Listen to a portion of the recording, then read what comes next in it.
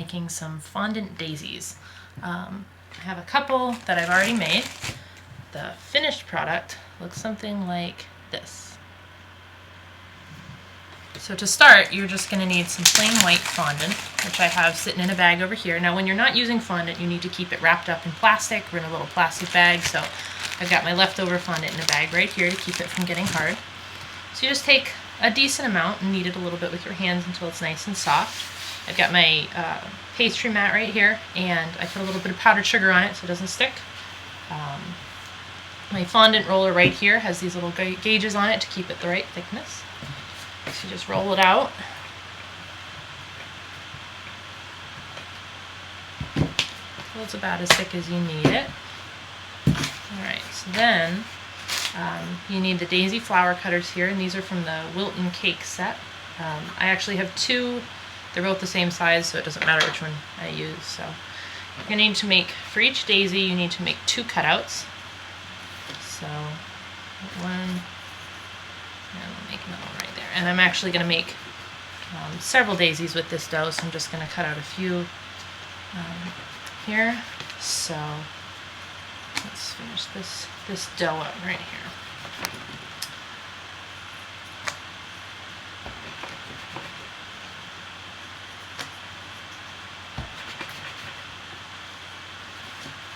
Alright, so any leftover dough you just put back in the little bag until you're ready to use it again. Alright, so what you're going to do with these ones is you take your little flower forming cup right here, and you're going to take one daisy and just put it in the bottom like that. Now the other one, I've got a petal tool right here, and you're just going to, it's just basically, you could probably even use a toothpick if you needed to, and you're just going to poke into each petal just to give it a little bit of a vein. So this is I guess it's called a veining tool. So right into the middle of each one of these petals. Gives it a little twist and puts a little vein in it so it looks right. Alright, so now you need to put it inside of this, but first I have a little bit of edible adhesive right here. I'm going to squeeze out a little bit and just get a little paintbrush. And you're going to paint the inside of the first flower, the bottom flower. Just a little bit of a layer. You can also use water if you don't have any adhesive. And then you take this and you're going to put it in on top of the first one. Try to offset the petals so that you can see the underneath petals, so something like that. Alright, once that's done, you're going to need to put the center in. So I have a little bit of fondant here that I prepared with a little bit of yellow food coloring. Just pinch off just a little bitty ball and roll it around in your fingers until it's nice and soft. And then you roll it in some yellow granulated sugar. So in order to make the yellow sugar rather than buy it, I just took like 1/8 of a cup of sugar and put a drop of food coloring in it and mixed it all up. Alright, so you've got your little ball of sugar. You're going to do a little bit more of the adhesive right in the center of the flower right here.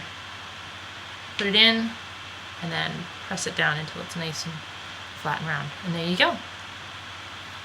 Pull it out, and if you don't keep it in the form, it will relax so that it's flat. So if you want to keep it in the form, you either have to keep it in one of here, or since I only have 3 of these, I found a good way to keep it is to put it in a mini muffin tin right here. So you can see I've got a muffin tin full of little flowers.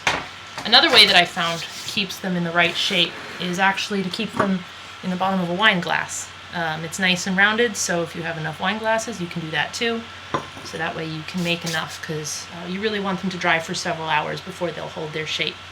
And then when they're done drying, you can stick them in the freezer to keep them fresh until you're ready to use them.